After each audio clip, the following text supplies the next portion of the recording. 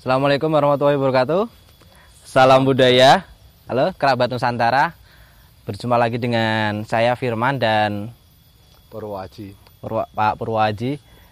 Kita di sini tuh ngapain ini Pak Pur? Kok tiba-tiba aja kita ada di satu tempat yang nggak kayak biasanya ini? Bener Mas. Jadi begini. Setelah kita kemarin di nguak di Prasasti Plumpungan itu, dari Plumpungan, dari wilayah Salatiga itu kan ada wilayah yang namanya Trigram Yama itu. Dari Trigram Yama itu kita diarahkan ke sini, satu titik di antara Trigram Yama, 3 wilayah itu, ya sini itu Mas, namanya Dusun Padaan. Oh berarti sekarang kita ada di Dusun Padaan. Benar, ini Dusun Oh Padaan. gitu. Jadi kalau teman-teman kerabat Nusantara sudah nonton video kita yang sebelumnya, yang episode Prasasti Plumpungan, kita sebenarnya diarahkan, mungkin kalau ini diarahkannya secara batin ya Pak ya? Benar. Jadi di Prasasti Plumpungan itu ada kata Trigram Yama. Seperti yang Pak Pur jelaskan tadi, Trigram Yama itu terbagi menjadi 3 wilayah dan wilayah. Salah satunya di Plumpungan, di Padaan ini, sama Pulutan. Pulutan. Nah, untuk Pulutan nanti kita akan berkunjung ke sana juga. Oke Pak Pur, untuk di Padaan ini, kalau menurut warga sekitar, karena kemarin kan juga ada tim survei kita yang ke sana bersama Pak Purwo ya, yang sempat mendampingi, itu menurut penjelasan warga sekitar itu mereka tahu atau memang pernah melihat sisa peninggalan sejarah Salatiga itu nggak Pak? Jadi gini Mas, kemarin pas kita survei kita sempat ngobrol-ngobrol sama yang dituakan di Padaan ini. Oh tokoh desa di sini ya? Tokoh yang memang beliau tokoh dan beliau memang usianya sudah tua. Itu teman-teman sama saya kemarin sempat berbincang-bincang, namanya Bapak Eyang ya, lebih ke Eyang Abdillah. Beliau tidak tahu peninggalan yang tersisa di sini, beliau tidak tahu. Beliau ada di sini sudah tidak ada peninggalan itu Mas. Oh. Cuman memang ada di sini, nanti kita ke sana. Di sini ada makam yang menurut beliau itu adalah makam dari Trah Patih dari Solo, memang dimakamkan di sini, sama Trah dari Singodipuro dimakamkan di gitu sini. Ya. Nah itu cerita itu udah dari kerajaan Solo ke sini Mas. Oh gitu, berarti yang kesananya sudah tidak ada peninggalan. Oh gitu, berarti cuma untuk ini saya juga tanya secara pribadi ya Pak Pur. Untuk makam tersebut ada hubungannya dengan apa? Dengan Prasasti Plumpungan? Sebetulnya kalau dibilang ada Mas, karena setiap garis keturunan dari raja-raja itu tetap dia dimakamkan atau dia berdiam diri atau dia menempati itu ke titik-titik yang telah ada dari leluhur, dari zaman-zaman dulu ada. Cuman peninggalannya itu sudah tidak ada Mas. Peninggalan yang berkaitan dengan Prasasti Plumpungan itu sudah tidak ada di sini. Oh gitu. Tapi saya yakin Mas, karena ini Padaan ya, dari nama Padaan itu, pada itu bahasa Sanskerta itu namanya kaki rumah.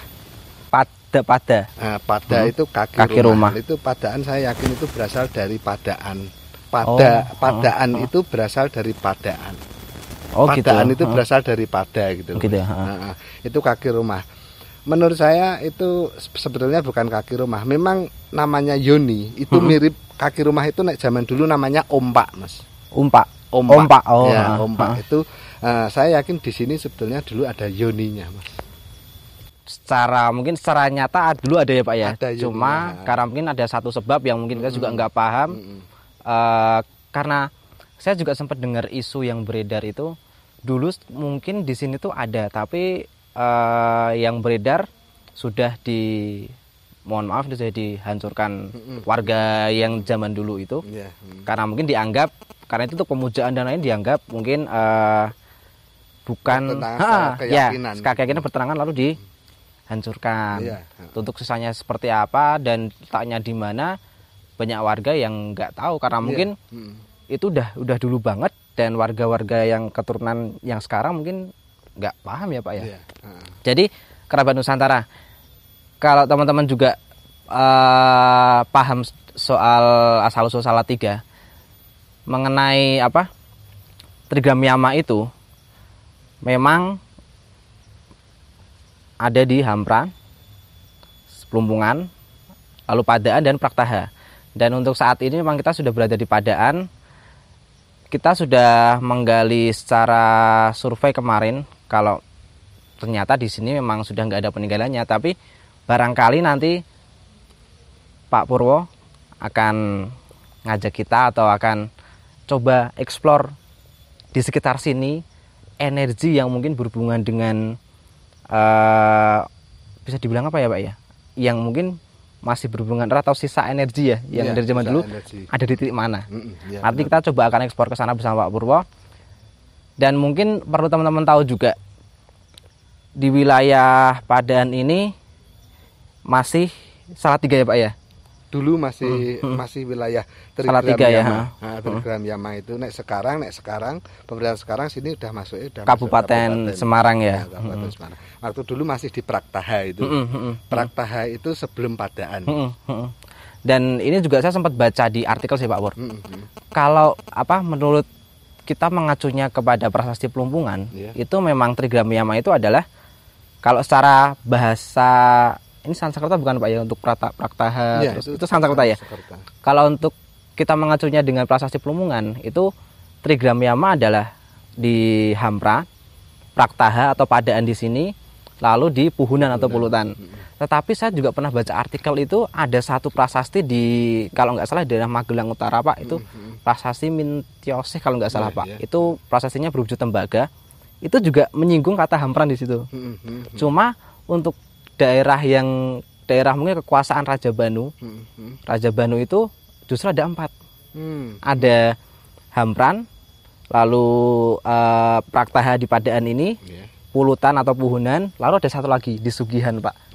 Sugihan itu kalau Pak Purwo sering main ke arah Solo, daerah Tengaran itu sebelum Boyolali ya Pak itu ada di daerah itu pinggir jalan kok Pak, ada sebelah Candi Klero namanya, itu daerah Sugihan di situ.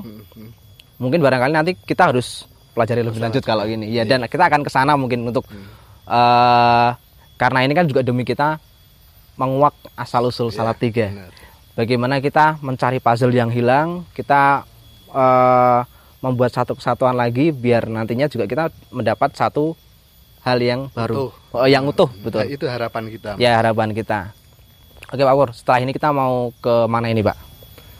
Sekarang setelah kita sudah di Praktaha atau Padaan ini, mari kita ke titik-titik yang kemungkinan ada sisa energi dari yang masih berkaitan dengan prasasti Pelumpungan, Mas. Oh gitu, berarti setelah ini kita coba akan eksplor ke satu tempat yang masih di sekitar sini ya Pak ya. Itu yang mungkin masih ada residu atau sisa energi yang mungkin berkaitan erat dengan prasasti Pelumpungan. Iya benar Mas. Oke, kerabat Nusantara, setelah ini kita akan coba eksplor tempat atau salah satu titik yang mungkin secara metafisika, secara spiritual Pak Purwo merasakan di situ ada sisa energi. Jadi coba nanti kita akan eksplor di sana dan coba nanti apa yang akan kita dapat. Semoga nanti juga ada satu puzzle yang terpecahkan lagi. Harapannya itu ya Pak ya. Oke, kita kesana dulu Pak Pur. Siap.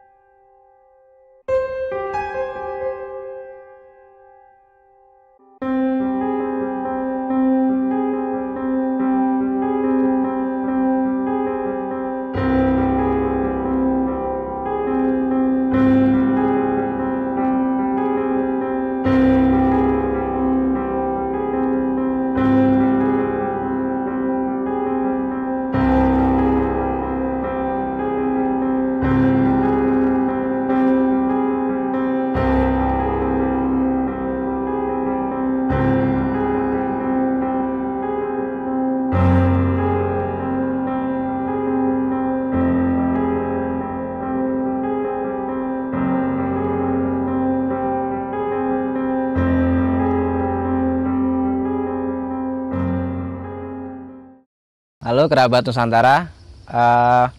Setelah tadi kita explore yang dekat makam tadi ya Pak ya. Tadi juga kita sempat Pak Pur tepatnya lebih paham mengenai apa yang ada di sana. Terus kita sempat ke makam juga ya Pak ya. Untuk survei sekaligus tadi sempat berdoa untuk mereka-mereka yang sudah pergi mendahului.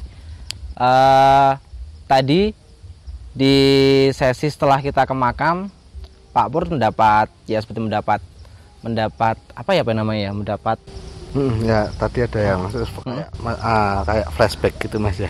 Jadi yang ke dulunya itu pas di makam itu saya mendapat itu letak-letaknya yang tadi kita singgung Yoni sama ada tempat beribadah yang ternyata itu sebuah candi kecil.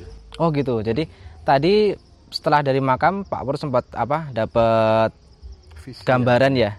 Dapat gambaran ya Pak ya, dapat gambaran flashback mengenai apa yang ada di Praktaha ini atau di Padaan ini. Jadi tepat di belakang kita, mungkin tepatnya kita juga nggak bisa menjelaskan secara rinci ya Pak ya, secara detail. Jadi di belakang kita itu ada satu lokasi yang di situ memiliki energi yang ternyata setelah digambar Pak Pur ada candi dan Yoni.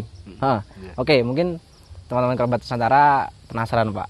Tadi kan Pak Pur sempat gambar dengan teknik yang ternyata belum pernah dilakukan Pak Purwo ya. Jadi setelah di makam tadi Pak Pur gambar, dan jadi setelah di makam tadi Pak Pur sempat gambar flashback apa yang ada di belakang kita.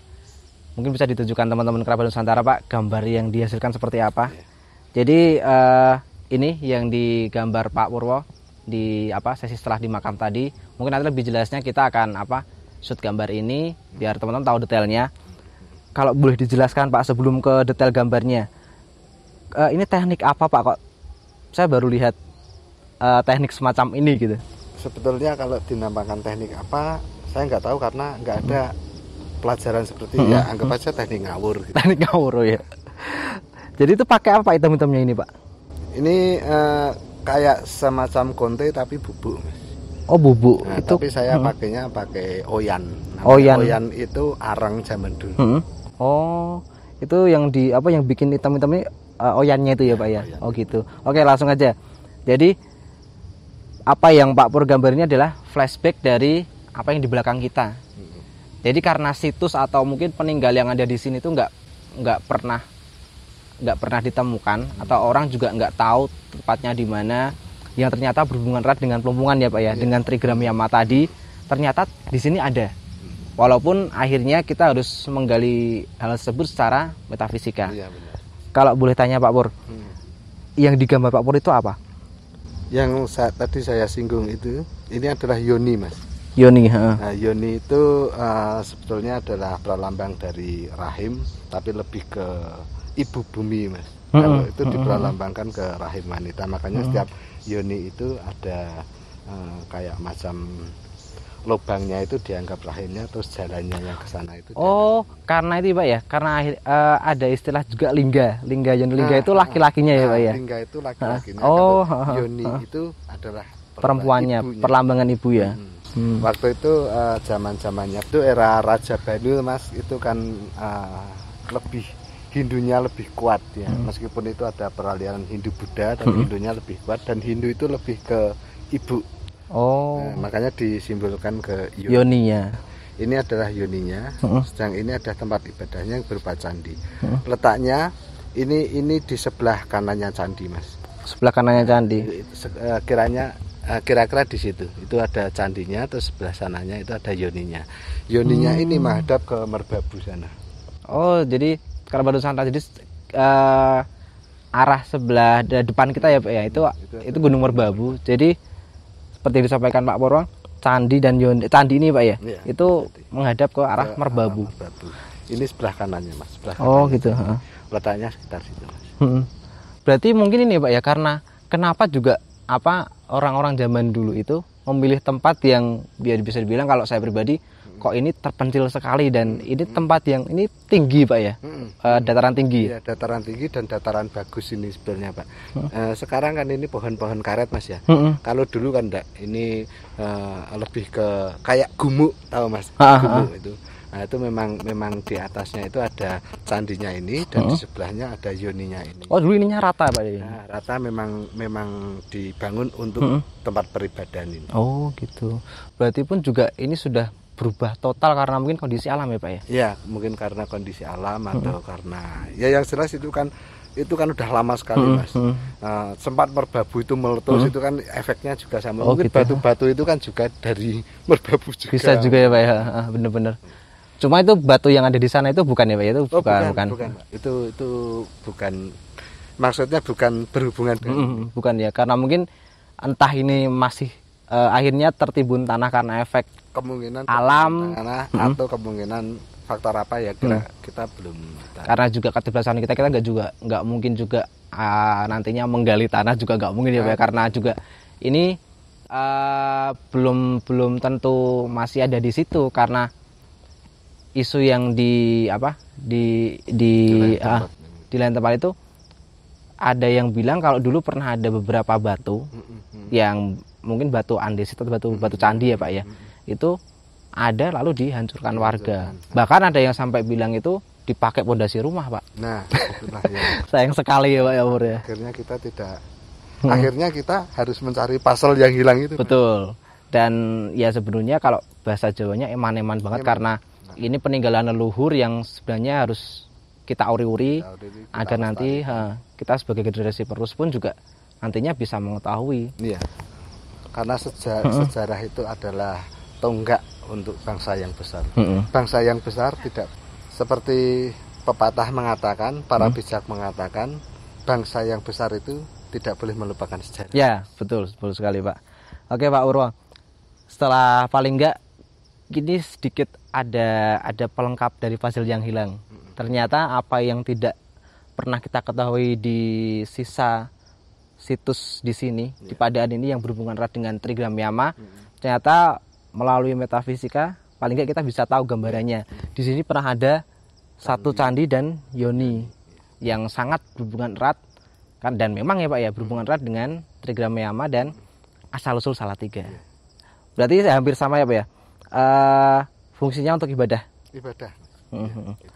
Oke, barangkali untuk yang di Padaan ini kita selesai, dan setelah ini kita masih ada perjalanan panjang menuju ke di Puhunan ya Pak ya. Puhunan. Di Puhunan atau sekarang Pulutan. Sekarang jadi Pulutan. Di sana akan ada apa? Masihkah ada situsnya atau peninggalan yang berhubungan dengan Trigram Yama tadi atau tidak?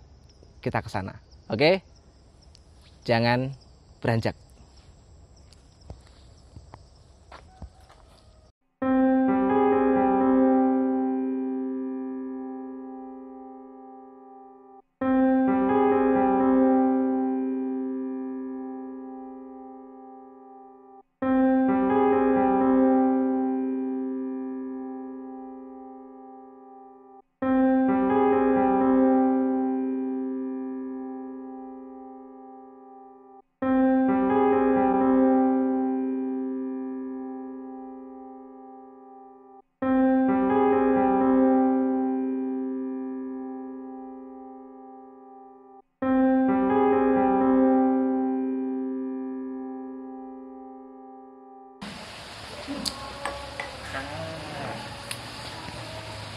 Halo kerabat Nusantara, setelah perjalanan sekitar pagi tadi sampai mungkin sekitar jam 11, saya dan Pak Purwaji dari Praktaha atau dari Dusun Padaan, kita sudah mengungkap apa yang ada di Padaan sampai akhirnya Pak Purwaji bisa memvisualisasikan candi dan yoni yang ada di situ. Dan setelah saya dan Pak Purwaji ke sana, kondisi juga ya mohon maaf memprihatinkan, tidak terawat, dan itu berada di tengah-tengah kebun. Dan tadi kita sempat survei ke sana, sudah beberapa lokasi kita cek, ya memang itu sebenarnya itu batu atau yoni itu tidak di situ. Untuk lebih jelasnya nanti biar Pak Purwaji yang menjelaskan. Akhirnya kita ketemu di satu tempat, salah satu warung warga. Ini di salah satu warung makan. Kita coba akan tanya salah satu warga yang kebetulan juga jualan di sini. Beliau tahu atau enggak mengenai yoni yang ada di situ. Terus nanti coba kita tanya juga, beliau tahu enggak sejarah asal-usul yoni itu, kenapa ada di situ. Lalu sepengetahuan beliau itu bisa sampai ada di situ kenapa. Nanti coba biar ibunya nanti yang menjelaskan. Tadi Pak Purwo sudah sempat izin dengan si ibu untuk nanti ikut kita wawancarai. Jadi setelah ini kita coba akan bincang-bincang dengan si ibu. Semoga apa yang dijelaskan dari si ibu itu juga nanti bisa sedikit membuka celah atau membuka jalan menuju puzzle yang hilang. Oke? Kita saksikan sebentar lagi. Sugeng siang, Bu. Yes. Kalian Ibu Sinten? Tulis. Oke, tulis. Nah, ini pemirsa yang punya kedai ini adalah tulis. Gini Bu, kita dari tim Pusaka Nusantara mau tanya-tanya sedikit perihal batu candi yang ada di sini. Jadi gini Bu, Ibu Lis asli sini? Enggak. Oh enggak, tapi daerah candi sebelah sana. Oh, candi sebelah sana. Iya. Oh iya. Dekat Tapen gitu. Dekat Tapen. Udah lama Bu Lis di sini? Belum, baru beberapa bulan. Oh, ada. Terus ini boleh tahu tentang batu candi yang ada di Gumuk itu? Oh, itu. Ya, iya. Itu saya juga enggak begitu ngerti, cuman kabar-kabarnya orang sini. Ya. Itu orang sini kan bilangnya Gumuk Masjid. Oh, Gumuk Masjid Ya. Terus itu dengar-dengar katanya itu zaman dulu mau dibangun masjid zaman para wali itu. Oh, iya. Terus tapi nggak tahu kenapa kok sudah di katanya baru mulai, tapi udah dibangun itu tempat wudhu. Tapi kok ya udah dikasih tempat wudhu terus nggak jadi. Oh, gitu. Ya, terus dipindah ke masjid di mana saya juga kurang tahu. Oh, terus sepengetahuan Ibu itu batu itu dibikin untuk tempat wudhu masjid itu. Iya. Oh, gitu. Baru mau dibangun masjid, tapi itu tempat wudhunya mungkin didahulukan. Oh, Jadi terus kurang tahu nggak jadi dibangun. Cuman segitu aja tahunya. Iya, karena saya juga tanya orang sini itu kenapa enggak itu. Orang sini juga nggak tahu. Jadi sepengetahuan Ibu tadi batu itu dibikin untuk wudhu, Tempat wudhu. sebelum masjid itu dibangun. Itu yang jenengan yang tahu dari Iya, seperti itu. dari orang yang dekat-dekat sini. Iya. Nah untuk ini perihal ini Bu, mungkin ada unsur waktu wingite atau gimana gitu, sering ada kejadian apa gitu di situ. Iya, dulu memang sini itu banyak orang takut lewat sini, Mas. Saya sendiri juga kalau udah jam 7 lewat gitu malam nggak berani lewat sini. Tapi sekarang udah rame. Mungkin sudah kenal nih kali jenengan, akhirnya jenengan orang Iya, enggak gitu. Jadi kurang lebih seperti itu pemirsa. Ternyata batu itu sepengetahuan Ibu dan warga sini itu adalah satu elemen yang mau dijadikan masjid. Cuma masjidnya belum jadi, entah bagaimana ceritanya. Nah, si Ibu kurang tahu. Tapi yang jelas batu itu untuk elemen. Ya begitu tadi penjelasan dari Bulis. Cuma mungkin yang Bulis nah itu kan dari cerita-cerita orang-orang tua. Iya, dari mulut ke mulut gitu. Sebetulnya gini Bulis, asal usul Salatiga itu termasuk wilayahnya di Pulutan itu. Jadi Praktaha itu Padaan sebelah sananya Perambelan atau Pelumpungan, terus Pulutan itu ya timurnya ini dah, terus sana Perambelan atau Tujuan itu. Batu itu sebetulnya dulu nggak di situ, Bu. Batu itu dulu sepengetahuan dari batin saya itu dulunya itu di Pulutan. Di Pulutan itu dulu ada bangunan berupa candi. Candi itu untuk pemujaan, untuk peribadahan orang Hindu. Itu ada candi di sana. Batunya itu bukan tempat wudhu, tapi itu namanya yoni. Yoni itu bagian dari candi. Yoni sendiri itu adalah simbol rahim wanita, atau yang dalam pewayangan itu ibu bumi. Bopo Angkoso, itu ibu buminya itu disimbolkan di yoni itu bukan tempat wudhu, tapi itu yoni. Yoni itu dulu terletaknya di sekitar Pulutan kan. Atau kalau zaman dulu namanya bukan Pulutan tapi Pubunan. Itu terletak di samping candi yang ada di Pulutan. Karena candi itu dihancurkan, terus sama warga yang mungkin masih peduli dengan warisan leluhur atau dia peduli dengan tata cara peribadatan mereka, batu itu dipindahkan ke sini dengan dalih ini batu ini itu untuk masjid daerah Demak. Ada yang bilang batu itu sebagai ompak. Jenengan tahu ompak? Ompak itu dasarnya cagak zaman dulu, dasarnya tiang zaman dulu. Ada yang bilang itu ompak masjid kanggo ompak masjid Demak, tapi ada yang bilang kados jenengan itu tempat wudhu untuk masjid. Makanya dulu konon katanya dari orang-orang dulu yang kita dengar sini itu mau dibangun masjid. Masjid Demak itu sebelum di Demak itu seharusnya dibangun di sini. Itu sarana untuk menyelamatkan yoni yang tadi bagian dari candi itu. Jadi setelah boleh tahu kalau itu ternyata peninggalan sejarah yang sangat berharga, gitu harapannya jenengan sama warga sekitar sini gimana? Kalau saya pribadi karena itu peninggalan sejarah. Yo kalau bisa dilestarikan. Betul, Bu.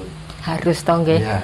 Dilestarikan, terus ini karena itu peninggalan ya nggak tahu gimana caranya bisa apa dijadikan tempat wisata atau dijadikan tempat apa biar tambah rame sini. Nggak semakin yang mitos-mitos dulu katanya angker apa itu biar enggak gitu.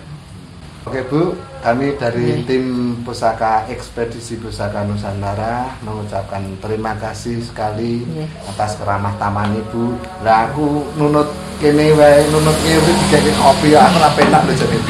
Ini ya apa? Muga-muga dadi berkah Bu. Amin. Terima kasih sekali lagi kami ucapkan terima kasih. Sugeng makarya malih, warunge laris punjih. Amin. Sami-sami, saya juga terima kasih dan minta maaf kalau ada informasi saya yang kurang betul atau simpang siur tidak benar. Sip. Matur suwun Bu. Sami-sami. Dan uri-uri. Niki sinten?